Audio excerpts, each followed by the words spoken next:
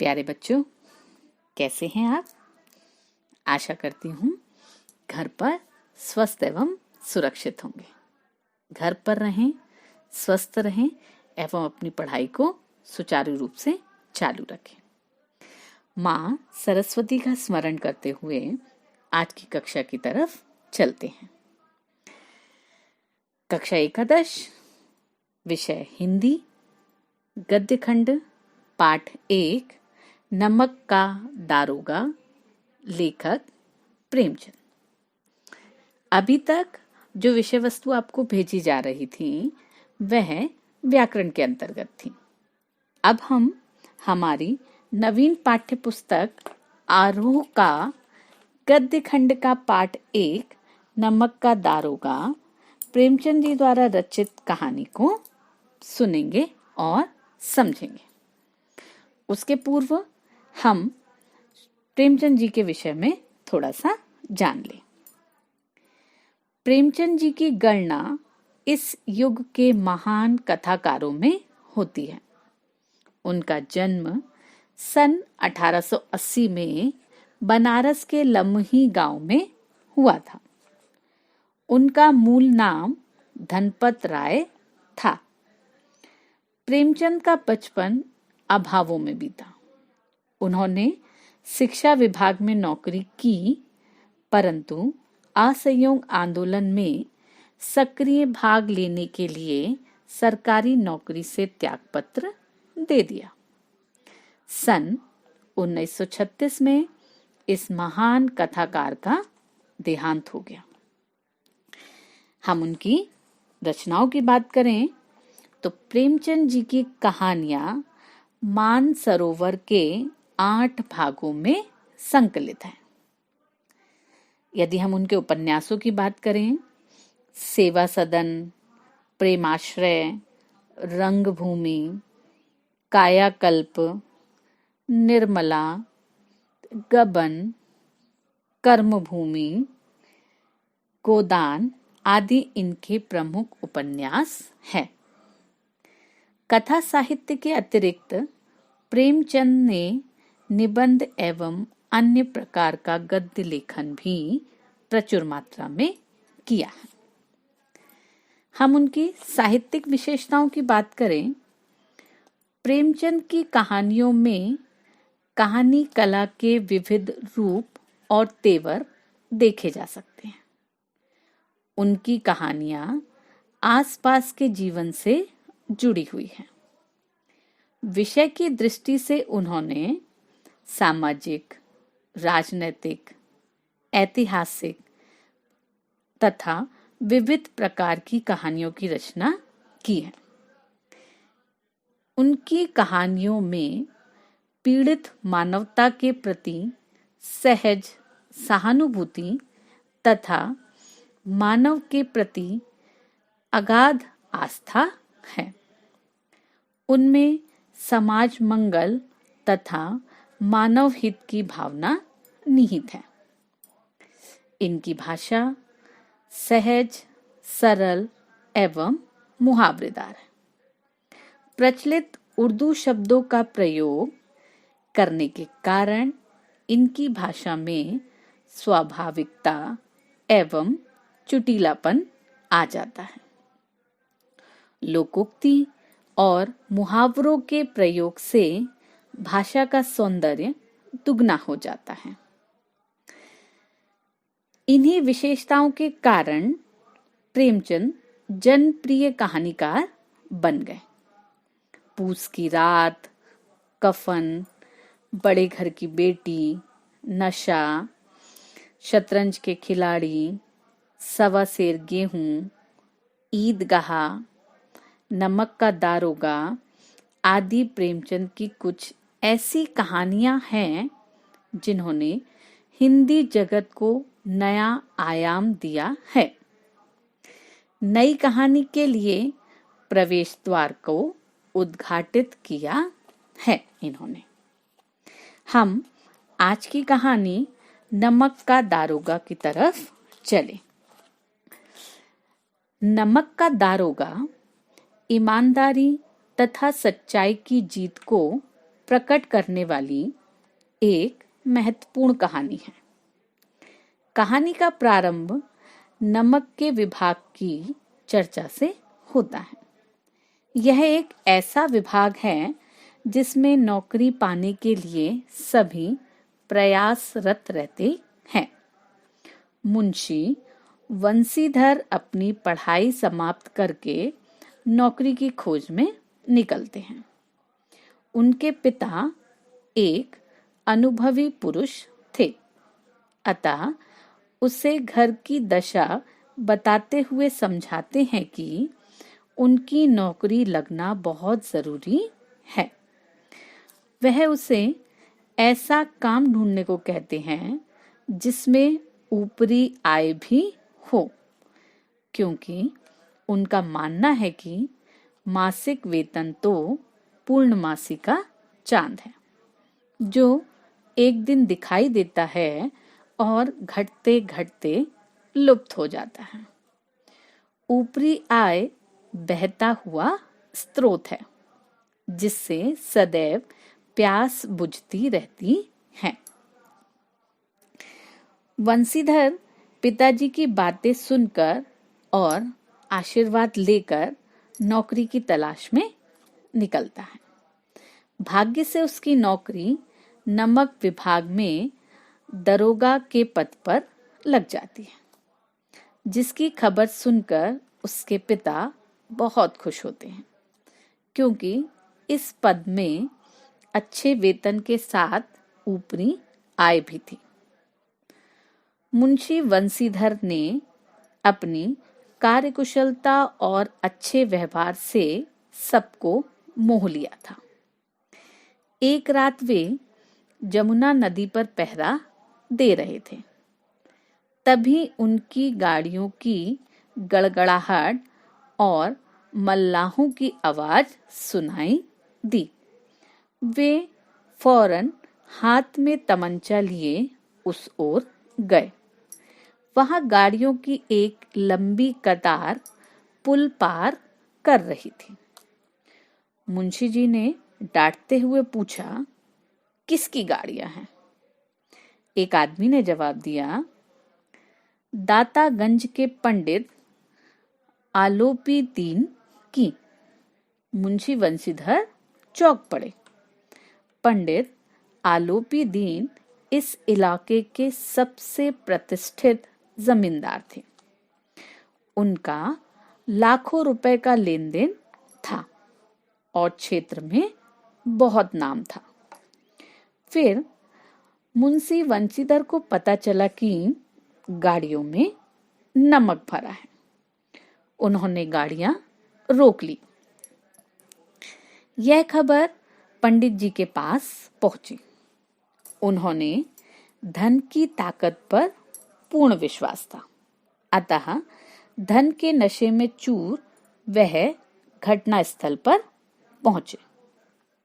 उन्होंने वंशीधर से बड़ी ही चालाकी से पूछा, बाबूजी, गाड़ियां क्यों रोक दी? लेकिन वंशीधर ने स्पष्ट कहा कि सरकारी हुक्म है। अब पंडित जी ने रिश्वत का जाल फेंका, लेकिन वंशीधर उसमें ना फंसे और उन्हें गिरफ्तार करने का हुक्म दिया। पंडित आलोपी दीन स्तब्ध हो गए। यह उनके जीवन का पहला अवसर था जब धर्म धन का ऐसा निरादर कर रहा है। फिर भी उन्होंने एक प्रयास और किया और अपने आदमी को वंशीधर को रुपए देने को कहा, लेकिन वंशीधर ने उन्हें निराश ही किया। उन्होंने धन की मात्रा को और बढ़ाया, पर कोई लाभ नहीं हुआ। अंततः पंडित जी को गिरफ्तार कर लिया गया। अगले दिन यह खबर चारों ओर आग की तरह फैल गई। पंडित आलोपी दीन के हाथों में हथकड़ियां लगाकर अदालत में लाया गया। उन्होंने हृदय में ग्लानि, क्षोभ अथवा लज्जा के कारण गर्दन झुका रखी थी। चारों ओर हलचल मची हुई थी, लेकिन अदालत पहुंचने पर उन्हें सहानुभूति मिलने लगी। वहां मौजूद अफसर, चपरासी, चौकीदार सभी जो उनके धन के भक्त थे, उन्हें बचाने के लिए वकीलों की एक सेना तैयार की गई। न्याय के मैदान में धर्म और धन का युद्ध होने लगा। दूसरी ओर वंशीधर अकेले सत्य के बल पर वहां मौजूद थे, लेकिन उन्हें न्याय अपने से दूर दिख रहा था। न्याय के उस मंदिर में जो पक्षपात की आंधी चल रही थी, उनकी सोच सही ही साबित हुई। मुकदमा प्रारंभ हुआ और आलोपी दीन के विरुद्ध सही प्रमाण न होने के कारण उन्हें रिहा कर दिया गया। उल्टा वंशीधर को उसकी उद्दंडता और विचारहीनता की दुहाई देकर भविष्य में होशियार रहने को कहा गया। इस फैसले से सभी प्रसन्न हो गए। आलोपी दीन मुस्कुराते हुए बाहर निकले। वंशीधर जब बाहर निकले तो उन्हें चारों ओर से व्यंग बाणों की बौछार सहनी पड़ी। आज उन्हें एक खेदजनक अनुभव हुआ था। उन्होंने धन से बैर मोल लिया था, उसका मूल्य चुकाना तो अनिवार्य था। 1 सप्ताह के भीतर उनकी नौकरी से छुट्टी हो गई। यह उनकी कार्यपरायणता का दंड ही था। घर पहुंचे तो पिता ने ढेरों कटु बातें उन्हें सुनाई। वृद्ध माता को भी बहुत दुख हुआ और पत्नी ने तो कई दिनों तक सीधे मुंह बात तक न की। इस तरह 1 सप्ताह बीत गया। शाम का समय था। वंशीधर के पिता बैठे राम नाम की माला जप रहे थे। तभी वहां राजसी ठाट बाट के साथ पंडित आलोपी दीन पहुंचे। उन्हें देखकर मुंशी जी ने दौड़कर दंडवत किया और लल्लो चप्पू की बातें करने लगे। साथ ही बेटे को भी कोसने लगे, लेकिन पंडित जी ने उन्हें ऐसा कहने से रोका और बोला, कुल दीपक और पुरुषों की कीर्ति उज्जवल करने वाले संसार में ऐसे कितने धर्मपरायण मनुष्य हैं जो धर्म पर अपना सब कुछ अर्पण कर सके। फिर वे वंशीधर से बोले कि मैंने हजारों रईस देखे और कई उच्च पदाधिकारियों से काम कराए। मैंने सबको अपने धन के बल पर गुलाम बनाया, लेकिन आपने मुझे परास्त कर दिया। इसलिए मैं आपसे कुछ विनय करने की प्रार्थना चाहता हूं। वंशीधर ने आलोपी दीन का सत्कार स्वाभिमान पूर्वक किया। वह समझ रहे थे कि पंडित जी उसे लज्जित करने आए हैं, लेकिन उनकी बातें सुनी तो मन की मैल मिट गई और शर्माते हुए बोले, यह आपकी उदारता है जो आप ऐसा कह रहे हैं। मुझसे जो अविनय हुई है उसे क्षमा कीजिएगा। मैं धर्म की बेड़ी में जकड़ा हुआ था, नहीं तो वैसे मैं आपका दास हूं। जो आज्ञा होगी वह मेरे सिर माथे पर होगी।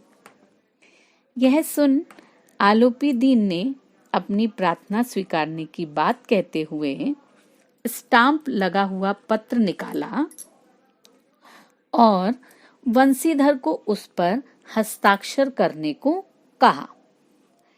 पंडित जी उन्हें अपनी जायदाद का स्थायी मैनेजर नियुक्त करना चाहते थे और बदले में अच्छा वेतन, भत्ता और अनेक सुविधाएं देना चाहते थे। बंसीधर ने जब यह सब पढ़ा तो आंखों में आंसू भरे कंपित स्वर में बोले, पंडित जी, मैं ऐसे उच्च पद के योग्य नहीं हूं।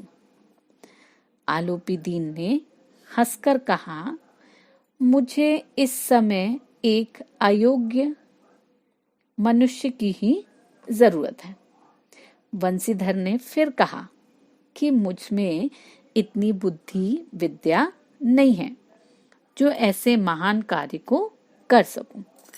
लेकिन आलोपी दीन ने कलम उन्हें पकड़ाते हुए कहा कि मुझे विद्वता, मर्मज्ञता, अनुभव और कार्यकुशलता की चाह नहीं है।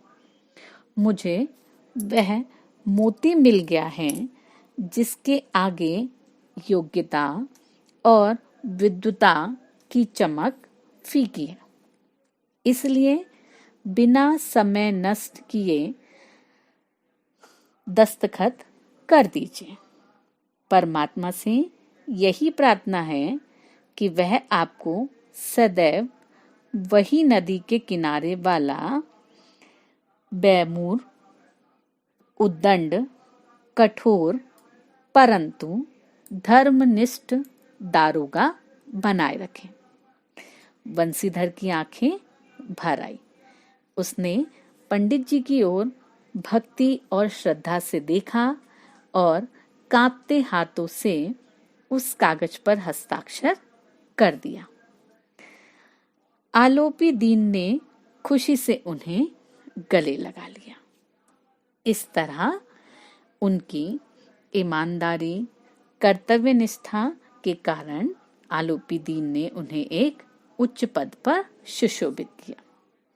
ये थी प्रेमचंद जी द्वारा रचित कहानी नमक का दारोगा। आशा करती हूँ आपको यह कहानी रुचिकर, रोचक और बहुत अच्छी लगी होगी। इसके साथ जो प्रश्नोत्तर दिए जाएंगे वह कॉपी में सुवाच्य, सुस्पष्ट लिपि में लिखकर अपने नोट्स को